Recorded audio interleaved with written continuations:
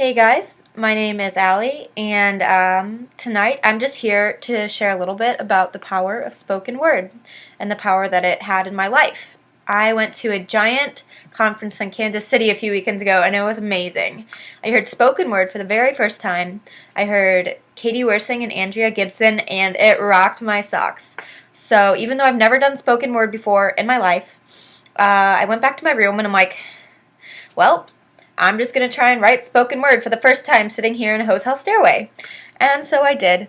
And here is my attempt at it. I'm going to be talking about all of the emotions that I was experiencing because of the power that words had on me.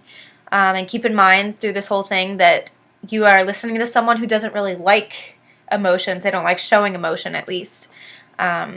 So that probably would help you understand the context of why I think words are so powerful. And so here I go.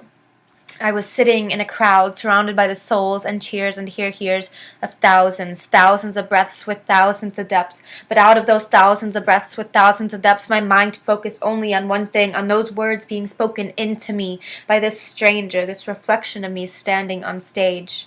And words and phrases jumped out at me, hitting a chord deep inside like a bow hits a beautifully low note on a cello. And I felt these bits and pieces, and in my mind I formed a thesis.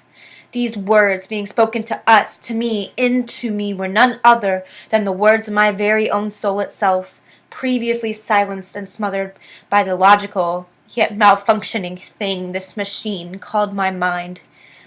And these emotions, these feelings that demand to be felt, were silenced in shame, and my mind gave them no name in my life. And now they are lost to the depths because I gave them no breath to live.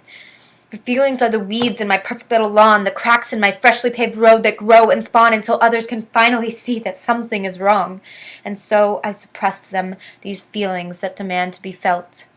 And if people knew, if they had any clue that shifting quicksand, ready to engulf any living thing into the oppressive depths, killing all life from its smothering weight that allows no breath, lay beneath my perfectly smooth exterior, they would leave, no doubt. They would go, for who wants to save a sinking stone? And so my bubbly personality floats, while my soul sinks far below, along with those emotions long deemed unworthy to be spoken. But this relentless reflection standing on stage, this cursed speaker speaking right into my soul, to my name, threw a piercingly aimed dart, injecting me once more with those emotions long since banished from my heart.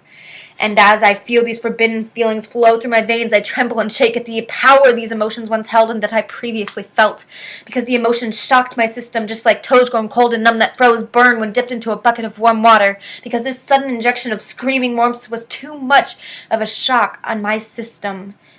Too much of a strain on my body, feeding its normal, cold logic to my brain. And these emotions that I speak of, these feelings, my feelings, long forgotten and unbeknownst to my long-lived numbness, were, in that room and on that stage, reawoken by those words that had been spoken. And because I heard these words spoken audibly, I could not ignore them like I can my own thoughts. They invaded my weak little mind, taunting, "Oh, hey, Allie, remember me? Remember all the struggles you've been trying to ignore so that you can function normally and feign happiness? Well, here I am. I am real and I'm being spoken back into your mind. You cannot ignore me. You cannot wisp me away like you can your own thoughts. Do not forget me. Do not forget your dark struggles." And these words, they not only made me feel again, but they made me remember. They made me remember how it felt, writhing in pain on the floor, so sure that I would never survive losing you. They made me remember how it felt being rejected by my straight-minded family because I loved you. And they made me remember how it felt, feeling that cold blade pressed against my skin, wondering if I had the strength within to press just a little deeper. And these reawoken emotions screamed, "Let me be and feel me." And they screamed, "Feel me," with such force that finally one silent raindrop fell from my eye and slid down my cheek, for all but none to see but me. And all of this felt and experienced and lived in just 10 seconds. Just 10 seconds by this stone cold bitch.